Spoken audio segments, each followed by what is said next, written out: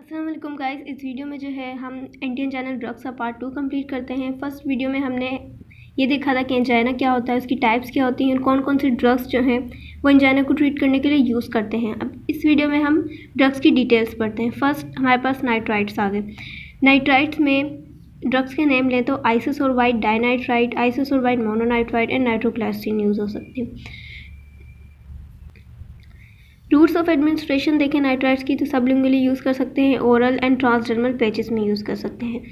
जब हमें rapid action चाहिए तो हम सबलिंगुअली यूज़ करते हैं, और ट्रांसडर्मल पेज जो है वो 24 आवर्स के लिए लगाते हैं, वो ट्रांसडर्मल पेज में पेज यूज़ कर सकते हैं। ओरल एडमिनिस्ट्रेशन होती है, बट नाइट्राइट्स जो है इनका फर्स्ट पास मेटाबॉलिज्म जो है बहुत ज़्यादा होता है, और उसमें भी नाइट्रोग्लिसरीन जो है उसकी 90% जो है अगर ओरल एडमिनिस्ट्रेशन करते हैं तो फर्स्ट पास मेटाबॉलिज्म में जो है ये ख़त्म हो जाता है, मेटाबोलाइज हो जाता है।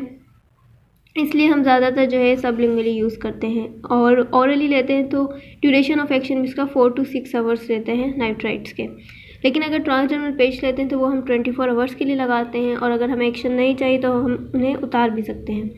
ठीक है, अब नाइट्राइट्स का एक्शन क्या है, नाइट्राइट्स काम क्या करते हैं। तो नाइट्राइट्स जो हैं दो काम करते हैं, इनके दो काम होते हैं। एक तो क्या काम होता है इनका, ये pre load and after load पे काम करते हैं। दो एक्शन होते हैं। एक एक्शन जो है इनका वेन्स और आर्टरीज पर होता है, उन्हें डायलेट करते हैं पहले तो ये पेरिफेरल वेन्स एंड आर्टरीज,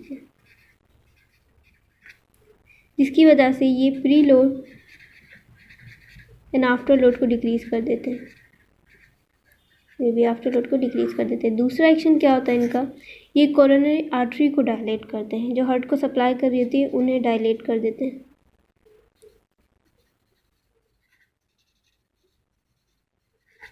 ठीक है, अब pre load and after load को किस तरह डिक्रीज करते हैं। एग्जाम्पल ये हमारे पास है हार्ट।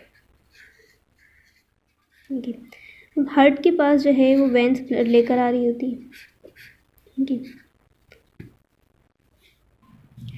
वेन्स जो है ब्लड लेकर आ रही हैं। अब यहाँ पर हमने वेन्स को डायलेट कर दिया नाइट्रोग्लिसरीन देके, तो यहाँ पर अब कम ब्लड जो है वो हार्ट की तरफ आएगा। कम ब्लड आएगा तो हार्ट को कम काम करना पड़ेगा उसे पुशअप करने के लिए, कॉन्ट्रैक्शन के लिए, तो हार्ट के पास ब्लड ही कम आ रहा है, फिर वेन्स डायलेट होगी जिसकी वजह से, तो इससे हम फ्री लोड कहते हैं, यानी हार्ट के पास जो लोड आ रहा है या वर्क आ रहा है या उसे काम करना है वही कम आ रहा है, तो फ्री लोड जो है वो डिक्रीज हो गया। दूसरा आफ्टर लोड किस तरीके से डिक्रीज होता है कि हमने देखा आर्टरीज जो हैं, लार्ज आर्टरीज भी हैं, एओर्टा वगैरह, वो भी जो हैं, या नीचे वाली पेरिफेरल आर्टरीज हैं वो भी डायलेट हो जाती हैं। डायलेट होने की वजह से क्या होता है, ये हमारे पास आर्टरी थी।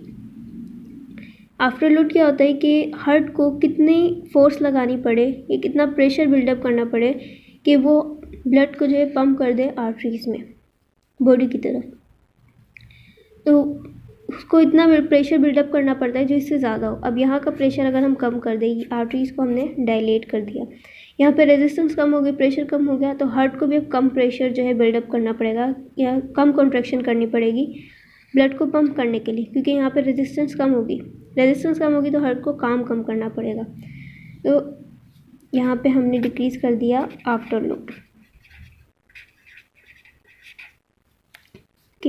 Pre load and afterload कम हो गया। दूसरा नाइट्रोग्लिसरीन क्या करते हैं, कोरोनरी आर्टरी को डायलेट कर देते हैं।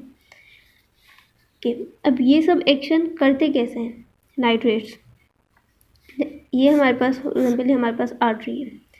आर्टरीज में क्या होता है कि अंदर की तरफ हमारे पास एंडोथेलियल सेल्स होते हैं, यहाँ पे हमारे पास स्मूथ मसल्स होते हैं। जब हम नाइट्रोग्लिसरीन देते हैं, नाइट्रोग्लिसरीन जो है यहाँ पर आकर नाइट्रिक ऑक्साइड में कन्वर्ट हो जाता है। नाइट्रिक ऑक्साइड फिर स्मूथ मसल्स में डिफ्यूज़ हो जाता है। अब स्मूथ मसल में ये क्या करता है, नाइट्रिक ऑक्साइड स्मूथ मसल्स में जाएगा और यहाँ पर एक एंजाइम होगा ग्वानाइल साइक्लेज, उसे एक्टिवेट कर देगा। वो क्या करेगा, जीटीपी को कन्वर्ट कर देगा जीएमपी में। देन जीएमपी जो है ये प्रोटीन काइनेज जी को एक्टिवेट करेगा। प्रोटीन काइनेज जी जो है ये मायोसिन फॉस्फेटेज को एक्टिवेट करेगी। वो मायोसिन फॉस्फेटेज क्या करेगा, मायोसिन और एक्टिन फिलामेंट होते हैं, उनमें से जो मायोसिन फिलामेंट है उसकी डीफॉस्फोराइलेशन करवा देगा। डिफॉस्फोराइलेशन हो जाएगी और इस तरह जो है कॉन्ट्रैक्शन नहीं हो पाएगी और मसल्स रिलैक्स हो जाएंगे। इसी तरह ये आर्टरीज़ के और वेंस के मसल्स को रिलैक्स करवाते हैं, वेजोडाइलेशन करवाते हैं एंड एंजाइना को ट्रीट करने के लिए इस्तेमाल होते हैं। ठीक है, तो हमने क्या देखा, नाइट्रेट्स के जो है दो काम हैं। वेन्स एंड आर्टरीज को डायलेट करके प्री एंड आफ्टर लोड को डिक्रीज़ कर देते हैं एंड कोरोनरी आर्टरी को डायलेट करके ब्लड सप्लाई को इंक्रीज़ कर देते हैं हार्ट की तरफ। हार्ट का काम भी कम कर रहे हैं और हार्ट को ब्लड भी ज़्यादा पहुंचा रहे हैं। इस तरह ऑक्सीजन डिमांड को इक्वल कर देते हैं ऑक्सीजन सप्लाई की। ठीक है, अब उसके एडवर्स इफेक्ट क्या होते हैं अगर ज़्यादा हो जाए। अब आर्टरीज तो हर जगह के डायलेट हो रही है बॉडी में, तो जो ब्रेन में है मेनिंजियल आर्टरीज हैं वो भी डायलेट हो जाएंगी, जिसकी वजह से थ्रोम्बिंग हेडेक होता है। दूसरा क्या होता है, रिफ्लेक्स टैकीकार्डिया इसकी वजह से होता है। क्यों होता है, अब जब हम यहाँ पे हमारे पास रेजिस्टेंस कम हो गई, कम ब्लड आ रहा है, कम ब्लड जा रहा है, वेन्स डायलेट हो गई, तो क्या होता है, ब्लड प्रेशर भी डिक्रीज़ हो जाता है। ब्लड प्रेशर के डिक्रीज़ होने से क्या होता है, जो हमारी बॉडी में बेरो रिसेप्टर्स होते हैं वो इसे सेंसिटाइज करते हैं एंड बेरो रिसेप्टर्स फिर वो जो है सिंपैथेटिक नर्वस सिस्टम को एक्टिवेट करते हैं। सिंपैथेटिक नर्वस सिस्टम हार्ट पर एक्शन करता है एंड हार्ट रेट को इंक्रीज़ कर देता है, जिसकी वजह से ट्रैकीकार्डिया हो जाता है, जिसे हम रिफ्लेक्स ट्रैकीकार्डिया कहते हैं, क्योंकि वो ब्लड प्रेशर के कम होने की वजह से ट्रैकीकार्डिया हुआ है, हार्ट रेट इंक्रीज़ हुआ है। तीसरा साइड इफ़ेक्ट्स इसका एडवर्स इफेक्ट ये है कि ऑर्थोस्टेटिक हाइपोटेंशन हो जाती है। वो किस वजह से होती है कि वेन्स हमारे पास जो है वेन्स डायलेट हो गई, वेन्स डायलेट होगी, वेनस रिटर्न जो है वो डिक्रीज़ हो गया। ठीक है, वेनस रिटर्न डिक्रीज़ हो गया, तो इसकी वजह से क्या होता है, अगर हम बैठे हुए हैं या खड़े हुए हैं तो ब्लड जो है हमारा वो एंटी ग्रेविटी यानी ग्रेविटी के अगेंस्ट जो है मूव करने में उसे प्रॉब्लम होती है। फॉर एग्जांपल अगर हम बैठे हुए हैं तो हमारा ब्लड जो है वो हमारे फुट की तरफ ज़्यादा होता है, वेन्स वैसे ही डायलेट हो गई तो, और अचानक से हम खड़े होते हैं तो क्या होता है, हार्ट की तरफ ब्लड जो है जल्दी से नहीं पहुंच पाता है, ब्रेन की तरफ नहीं पहुंच पाता, जिसकी वजह से डिजीनेस होती है, चक्कर आने लग जाते हैं। इसे हम ऑर्थोस्टेटिक हाइपोटेंशन कहते हैं। नॉर्मली भी होता है और अगर वेन्स डायलेट होगी तो ये और ज़्यादा होने लग जाता है। नॉर्मली तो ये ट्रीटेबल हो जाता है, क्योंकि जब हम जैसे ही खड़े होते हैं तो कैटेकोलामाइन सर्ज होता है, अब कैटेकोलामाइन रिलीज़ होते हैं और वो वेन्स को जो है कॉन्ट्रैक्ट कर देते हैं, इस कंडीशन को कवर अप कर लेते हैं। तो नाइट्रेट्स देते हैं तो वेन्स डायलेट हो जाती हैं और इस तरह ऑर्थोस्टेटिक हाइपोटेंशन हो जाती है। तो नाइट्रेट्स के जो एडवर्स इफेक्ट देखे हमने क्या क्या है, हेडेक है, दूसरा हमारे पास रिफ्लेक्स टैकीकार्डिया आ गया और तीसरा हमारे पास ऑर्थोस्टेटिक हाइपोटेंशन आ गई, हाइपोटेंशन। ठीक है, ठीक है। अब अगर हम टॉलरेंस पे बात करें,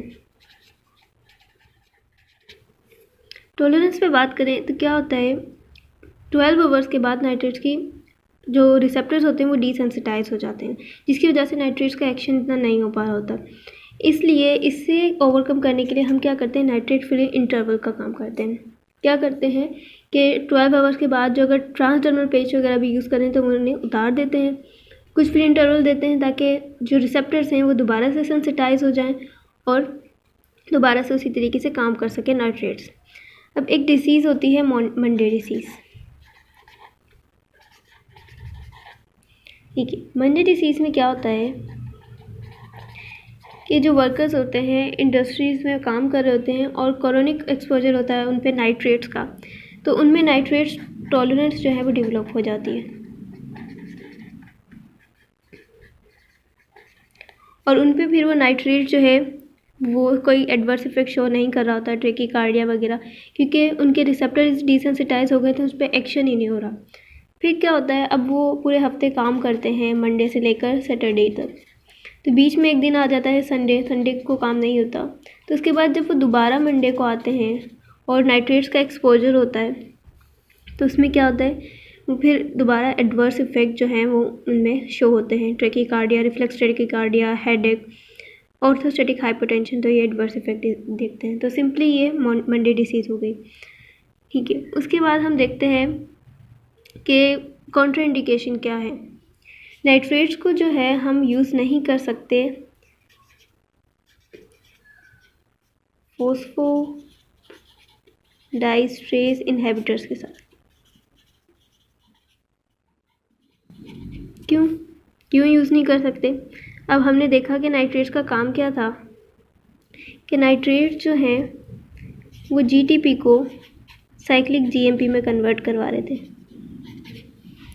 इन साइक्लिक जीएमपी जो है दोबारा जीएमपी में कन्वर्ट होता है एक एंजाइम के ज़रिए जिसे हम फॉस्फोडाइस्ट्रेस कहते हैं। अब फॉस्फोडाइस्ट्रेस 5 इनहिबिटर्स क्या करते हैं? फॉस्फोडाइस्ट्रेस जो है ये कन्वर्ट करता है जो साइक्लिक जीएमपी है उसको जीएमपी में। यहाँ पर हमने क्या देखा था कि जीटीपी जो है कन्वर्ट हो रहा था साइक्लिक जीएमपी में। तो फॉस्फोडाइस्ट्रेस क्या करेगा, इस साइक्लिक जीएमपी को कन्वर्ट कर देगा दोबारा से जीएमपी में। ओके, इस फॉस्फोडाइस्ट्रेस को हम इनहिबिट करते हैं फॉस्फोडाइस्ट्रेस इनहिबिटर्स देकर। अब कॉन्ट्राइंडिकेशन में नाइट्रेट्स में क्या होता है कि नाइट्रेट्स का भी यही काम है कि साइक्लिक एएमपी को इंक्रीज़ करवा रहा है। दूसरा फॉस्फोडाइस्ट्रेस 5 या इनहिबिटर्स दे देते हैं, तो ये क्या करते हैं, 5 जो है वो इसकी टाइप है।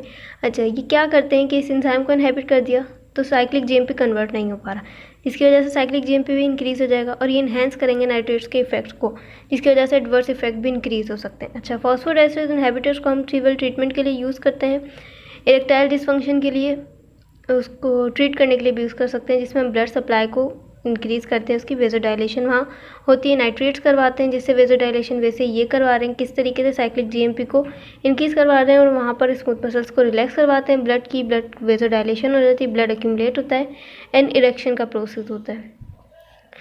अच्छा, जो इसमें मोस्ट इम्पॉर्टेंट है एग्जाम्पल में वो सिल्डेनाफिल है। ओके, उसके बाद नाइट्राइट्स में जो इम्पोर्टेंट पॉइंट है वो साइनाइड पॉइजनिंग का है। साइनाइड पॉइजनिंग में क्या होता है कि साइनाइड जो है वो साइटोक्रोम ऑक्सीडेज एंजाइम जो हमारे माइटोकॉन्ड्रिया में प्रेजेंट होता है, रेस्पिरेशन में हेल्प करता है एटीपी बनाने में, तो साइनाइड उसके साथ जो है जाकर बाइंड हो जाता है। इस प्रोसेस को रोकने के लिए, क्योंकि इससे हमारी एटीपी नहीं बनेगी, रेस्पिरेशन ब्लॉक हो जाएगी, तो हम नाइट्रेट्स देते हैं। नाइट्रेट्स क्या करते हैं, हमारे पास ये नॉर्मल हेमोग्लोबिन होता है जिसमें आयरन जो है 2+ की फॉर्म में होता है। हम नाइट्रेट्स दे सकते हैं, mile nitrate and sodium nitrates. वो क्या करते हैं, वो इसे मीट हेमोग्लोबिन में कन्वर्ट कर देते हैं, आयरन जो अब 3+ की फॉर्म में आ जाता है। अब साइनाइड जो है वो साइटोक्रोम ऑक्सीडेज के साथ और मीट हेमोग्लोबिन दोनों के साथ बाइंड हो सकता है, लेकिन मीट हेमोग्लोबिन के साथ उसकी एफिनिटी ज़्यादा होती है, इसलिए वो उसके साथ बाइंड होकर साइनोमेटमोग्लोबिन बना लेता है, मीट हेमोग्लोबिन बना लेता है। फिर उसमें हम दोबारा ऐड करते हैं सोडियम थायोसल्फेट को, उससे क्या होता है, ये कन्वर्ट हो जाता है थायोसाइनाइड में एंड मीट हेमोग्लोबिन में, 2 चीज़ें बन गई। थायोसाइनाइड यूरिन में एक्सक्रीट आउट हो जाता है, इतना ज़्यादा ये हार्मफुल नहीं होता, और मीट हेमोग्लोबिन है जब नाइट्राइट्स रिमूव होंगे तो ये दोबारा से नॉर्मल हेमोग्लोबिन में कन्वर्ट हो जाएगा।